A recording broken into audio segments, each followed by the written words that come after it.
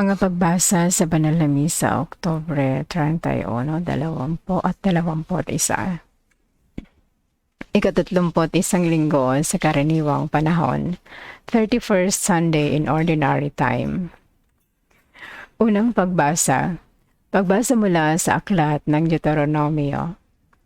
Sinabi ni Moises sa mga tao, matakot kayo sa Panginoon, ang inyong Diyos, at sundin ang lahat ng kanyang mga utos at mga tuntunin habang kayo'y nabubuhay. Kung ito'y susundin ninyo, hahaba ang inyong buhay. Kaya nga, dinggin ninyo ito at sunding mabuti. Kung magagayo'y mapapanuto kayo at lalaki ang inyong lahi pagdating ninyo sa lupaing ipinangako niya sa inyo, sa lupaing sagana sa lahat ng bagay. Dinggin mo, Israel, ang Panginoong ating Diyos ay siya lamang Panginoon. Ibigin mo ang Panginoon mong Diyos ng buong puso, kaluluwa at lakas. Ang mga utos niya ay itanim mo sa iyong isip. Ang salita ng Diyos. Salamat sa Diyos. Salmong tugunan, poong aking kalakasan, iniibig kitang tunay. Minamahal kita ng tunay na tunay, Panginooy, batong hindi matitibag. Matibay kong muog at tagapagligtas. Poong aking kalakasan, iniibig kitang tunay. Diyos ko ang sa akin ay siyang nag-iingat, tagapagtanggol ko at aking kalasag. Sa iyo, Panginoon, ako'y tumatawag. Sa mga kaaway, ako'y iyong iligtas. Poong aking kalakasan, iniibig kitang tunay. Panginooy buhay, siya'y tagapagligtas, matibay kong muong, purihin ng lahat.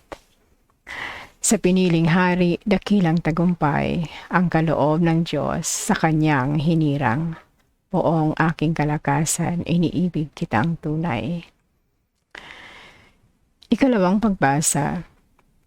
Pagbasa mula sa sulat sa mga Hebreo.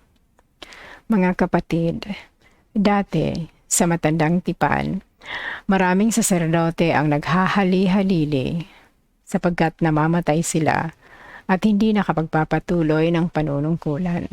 Ngunit si Jesus ay buhay magpakailanman at hindi siya mahahalinhan sa kanyang pagkasaserdote.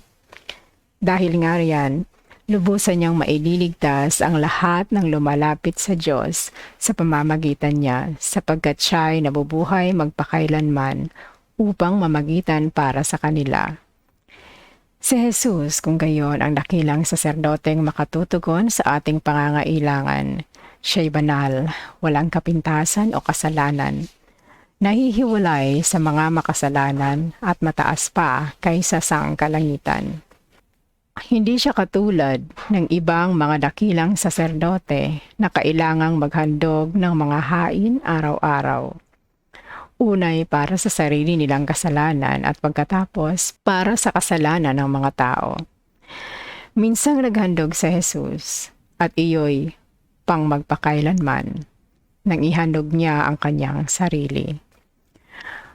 May mga kahinaan ang mga dakilang saserdoteng hinirang ayon sa kautusan. Subalit, ang saserdoteng hinirang na may panunumpa ay ang anak, banal magpakailanman.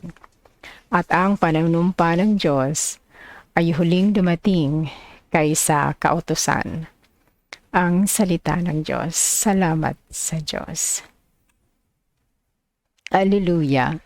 Alleluia, alleluia, ang sa akin nagmamahal tutupad sa aking aral. Ama't ako'y mananahan. Alleluia, alleluia. Ang mabuting balita. Ang mabuting balita ng Panginoon ayon kay San Marcos. Papuri sa iyo, Panginoon.